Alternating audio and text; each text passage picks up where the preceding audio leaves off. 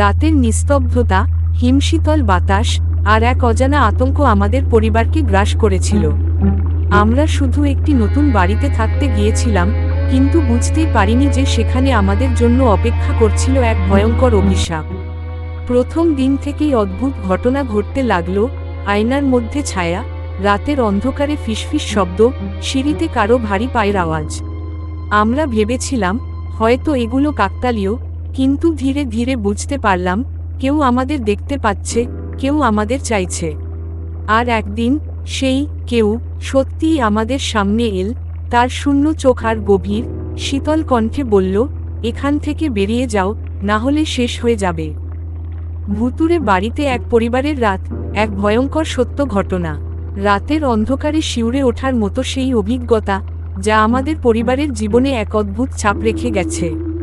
আমরা কখনো ভাবিনি যে এমন কিছু সত্যি ঘটতে পারে। বছর খানেক আগে বাবা হঠাৎ এক পুরনো বাড়ি কিনলেন। শহরের কোলাহল থেকে দূরে, নির্জন এক পাহাড়ি অঞ্চলে দাঁড়িয়ে থাকা বাড়িটি অনেক বড় ছিল, তবে এক অদ্ভুত নীরবতা চারপাশে ঘিরে রেখেছিল। প্রতিবেশীরা কেমন যেন নিরুৎসাহিত করছিলেন, এই বাড়িটা কিনছেন, শুনেছেন না এর কাহিনী? বাবা হেসে উড়িয়ে দিলেন, বললেন, এসব গুজব, ভূত প্রেত কিছুই নেই। কিন্তু আমরা জানতাম না কিছু ভয়ঙ্কর অপেক্ষা করছিল আমাদের জন্য। প্রথম দিন থেকেই কেমন যেন একটা অস্বস্তিকর অনুভূতি হচ্ছিল। বিকেলের দিকে মা রান্নাঘরে ঢুকে দেখলেন গ্যাসের চুলা আপনা থেকেই জ্বলছে। বাবা বললেন, হয়তো ভুল করে কেউ চালু রেখে দিয়েছিল। মা স্বস্তি পেলেন না। রাতে আমি এবং আমার ছোট বোন স্নেহা ঘুমোতে যাওয়ার সময় স্পষ্ট শুনতে পেলাম সিঁড়ির ওপর ভারী পায়ের আওয়াজ। কিন্তু সবাই তো নিচে বসে গল্প করছিল। কে উঠল ওপরে? দরজা খুলে বাইরে তাকাতেই দেখি কেউ নেই। সেদিন রাত ৩টা নাগাদ একটা বিকট আওয়াজে আমাদের সবার ঘুম ভেঙে গেল। যেন কেউ দরজায় প্রচণ্ড জোরে আঘাত করছে। বাবা উঠে দরজা খুলতেই ঝড়ের মতো ঠান্ডা বাতাস ঘরে ঢুকে এল। বাইরের বারান্দায় তখনও কারো ছায়া দেখা যাচ্ছিল, কিন্তু সেখানে তো কেউ নেই। স্নেহা কেঁদে ফেলল। মা ভয়ে বাবার হাত চেপে ধরলেন। বাবা বললেন, এটা আমাদের ভয় পাওয়ানোর জন্য কেউ করছে, কালই পুলিশকে জানাবো। কিন্তু আমরা জানতাম না ভয় তখনও শেষ হয়নি। পরদিন সন্ধ্যায় আমি যখন বাথরুমের আয়নায় মুখ ধুচ্ছিলাম, হঠাৎ দেখতে পেলাম আমার পেছনে একজন দাঁড়িয়ে আছে, কিন্তু ঘুরে তাকাতেই কেউ নেই। আতঙ্কে আমি চিৎকার করে উঠলাম। বাবা মা ছুটে এলেন, কিন্তু তারা কিছুই দেখতে পেলেন না। বাবা রেগে গিয়ে বললেন, সব ভূতের গল্প, মনে ভয় ঢুকে গেছে, তাই এসব মনে হচ্ছে। কিন্তু মা যেন ভেতরে ভেতরে আতঙ্কিত হয়ে পড়ছিলেন। রাত বাড়ার সঙ্গে সঙ্গে পরিস্থিতি আরও ভয়ঙ্কর হয়ে উঠল। প্রতিরাতে কারো ফিসফিস শব্দ শুনতে পেতাম, যেন কেউ দেয়ালের ওপারে দাঁড়িয়ে আমাদের নাম ধরে ডাকছে। এক রাতে আমি স্পষ্ট শুনতে পেলাম কানের কাছে একটা ফিসফিসে আওয়াজ, বেরিয়ে যাও, তোমরা এখানে থাকতে পারবে না। আমার পুরো শরীর ঠান্ডা হয়ে গেল। এত ভয় আগে কখনো লাগেনি। একদিন রাতে স্নেহা হঠাৎই ঘুমের মধ্যে কাঁদতে শুরু করল। মা দৌড়ে গিয়ে দেখলেন ও বিছানার এক পাশে সেধিয়ে গেছে, দমবন্ধ হয়ে আসছে যেন। মা ওকে জড়িয়ে ধরতেই ও একটাই কথা বলতে লাগলো, মা, কেউ আমার পাশে বসেছিল, তার চোখ নেই। এই কথা শোনার পর মা আর এক মুহূর্ত অপেক্ষা করলেন না। বাবাকে ডেকে বললেন, আমরা আর একদিনও এখানে থাকছি না। সেদিন রাতে আমাদের পুরো পরিবার এক ঘরে ছিলাম। ভোর রাতের দিকে প্রচণ্ড ঠান্ডা অনুভূত হতে লাগলো। হঠাৎই ঘরের বাতি একসঙ্গে নিভে গেল। তারপর দরজা নিজে থেকেই খুলে গেল। একটা ছায়ামূর্তি ধীরে ধীরে আমাদের দিকে এগিয়ে আসছিল। বাবার মুখ থেকেও কথা বের হচ্ছিল না। মা স্নেহাকে শক্ত করে জড়িয়ে ধরলেন।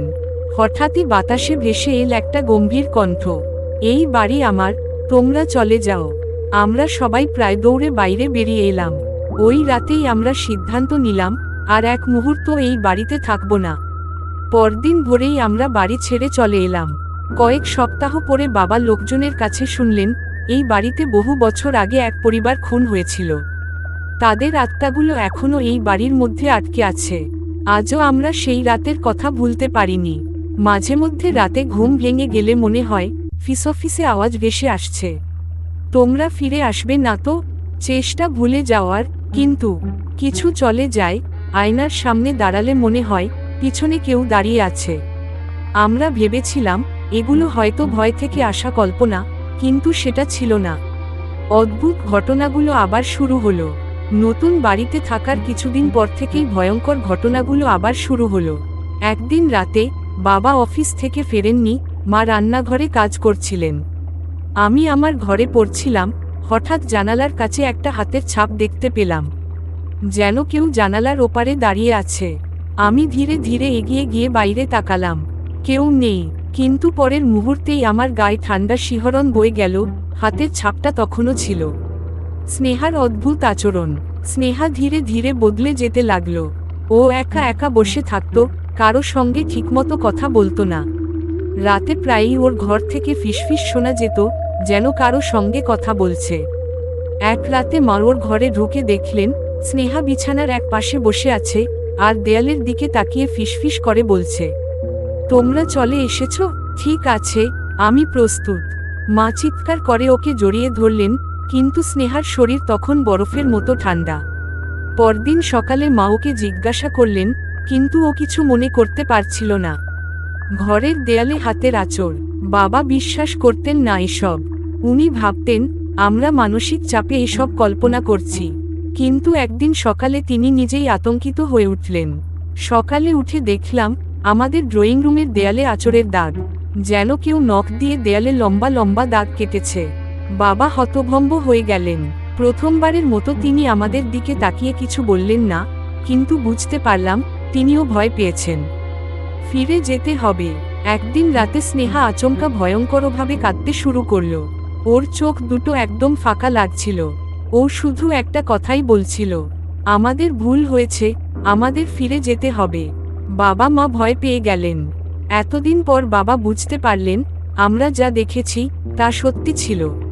কিন্তু কেন আমাদের ওখানে ফিরে যেতে হবে? পরদিন বাবা একজন পুরনো বন্ধুর সঙ্গে যোগাযোগ করলেন, যিনি এই ধরনের ঘটনা নিয়ে গবেষণা করতেন। উনি শুনেই বললেন, ওই বাড়ির আত্মারা তোমাদের যেতে দেয়নি, ওরা তোমাদের কিছু চায়।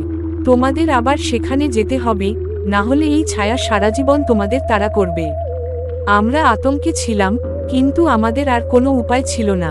আমরা ঠিক করলাম আমাদের আবার সেই অভিশপ্ত বাড়িতে ফিরতে হবে। ভুতুড়ে বাড়িতে এক পরিবারের রাত, এক ভয়ঙ্কর সত্য ঘটনা।